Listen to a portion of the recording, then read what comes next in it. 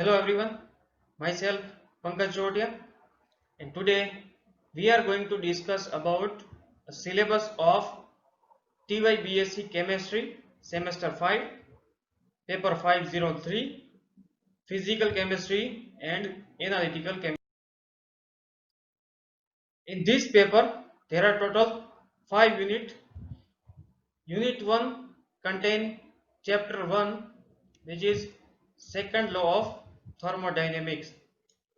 In this chapter, you will have to study limitation of first law of thermodynamics, some idea about spontaneous process, and most important topic Carnot cycle and Carnot theorem. There are several statements of second law of thermodynamics, perpetual motion machine of second kind, and from Carnot cycle you have to study a concept of entropy, definition of entropy, and you have to derive the equation of entropy change in reversible and irreversible process, entropy change for ideal gases, and entropy change for mixture of ideal gas. When ideal gas mixed, what are the entropy change? Next is entropy change in physical transformation like melting and boiling phenomena. Next is entropy and second law of thermodynamics and physical significance of entropy. Next unit is unit 2. It contains two chapters. Chapter 1 is electrochemistry part 1. In this chapter you have to study introduction to electrochemistry, different types of cell, half cell, standard half cell and standard cell. You have to define or you have to study a standard electrode potential, conventional sign and representation of cell, EMF series, and different types of electrode such as active electrode, inert and gas electrode. You have to study types of reversible electrode like galvanic cell, hydrogen cell and calomel cell and glass electrode. You have to study the equation of this electrode, the construction and working of this electrode. You have to study a difference between reversible cell and irreversible cell. You have to derive an equation of calculation of single electrode potential, that is Nernst equation for calculation of single electrode potential, and you have to study the examples based on the theory. Next is chapter 2 of unit 2, which is phase rule. In this chapter you will have to study a three component system and method of graphical presentation of three component system. How to present a three component system in 2D graph. You have to study a types of partial miscible three liquid system. This is a three component system and the component of the system are liquid, in a liquid phase. There are total three types of partial miscible liquid pair. First one is one partial miscible pair. That means the one pair of liquid is partially miscible, and you have to study effect of adding third component, nature of tie line, plane point, binodal curve, characteristic of phase diagram, and you have to study when component A is added to a binary system and what happen, and what happen if A is constant, means the concentration of A is constant and concentration of B and C is varied. Second example is formation of two pair of partially miscible liquid. Next example, last example is formation of three pair of partially miscible liquid, and you have to study application of ternary liquid diagram. Next is unit 3, chapter 1. Unit 3 again contain two chapters. First chapter is free energy and chemical equilibrium. In this chapter you have to study a free energy and work function. First is work function. You have to study work function and its physical significance and variation of work function with volume and temperature. Next is free energy, means Gibbs free energy delta G, Gibbs free energy change for ideal gas, Gibbs Helmholtz equation and its application. Next is free energy, means Gibbs free energy, its significance and variation with pressure and temperature. Next is important topic is criteria for chemical equilibrium, and you have to study Van 't Hoff reaction isotherm, law of mass action, and most important equation which is Clausius-Clapeyron equation.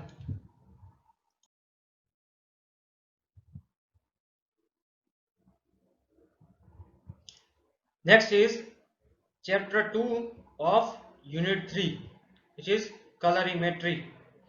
In this chapter you have to study introduction to colorimetry, and there are several important laws of photochemistry. You have to study Grothus-Draper law, Lambert's law, Beer's law, Lambert-Beer law, and derivation of these all law of photochemistry, and you have to study application and deviation of Lambert's law. And next is spectrophotometric titration with graph and proper explanation. There are several type of spectrophotometric titration you will have to study. First one is deficit of absorbance by product and titrant. Next example is deficit of absorbance by product and reagent. Next is deficit of absorbance by reagent and titrant. And last one is deficit of absorbance by product only.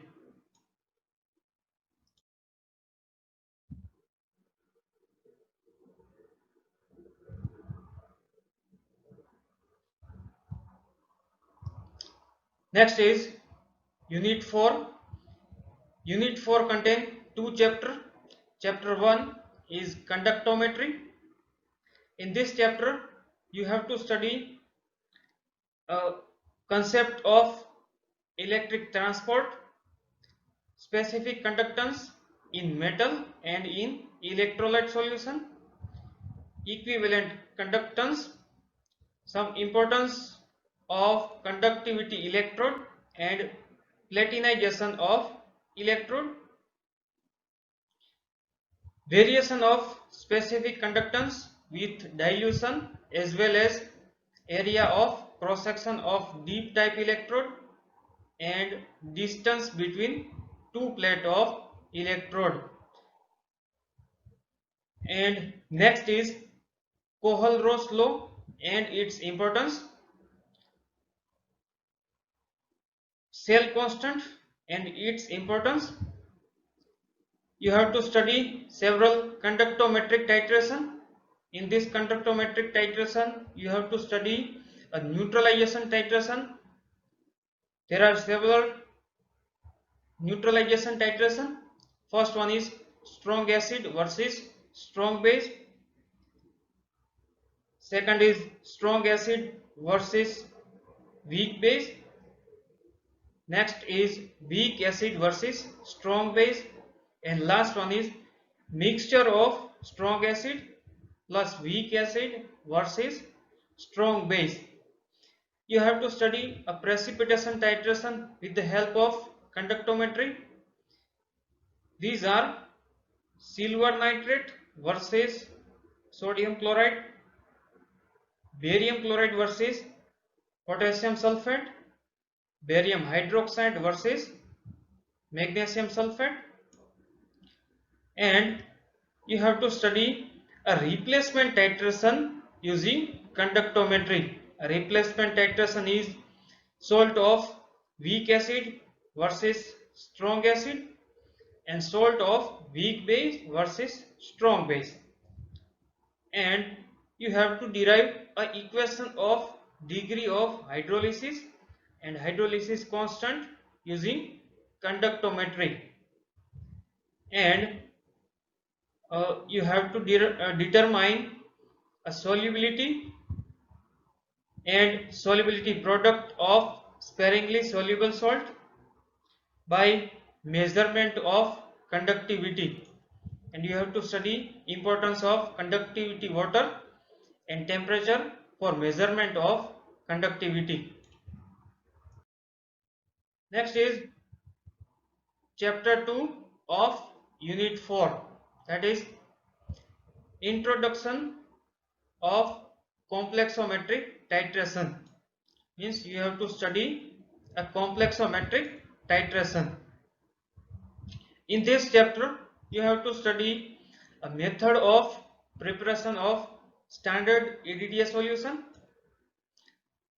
Welcher's law, explanation of potential of metal versus EDTA volume graph with stability constant value.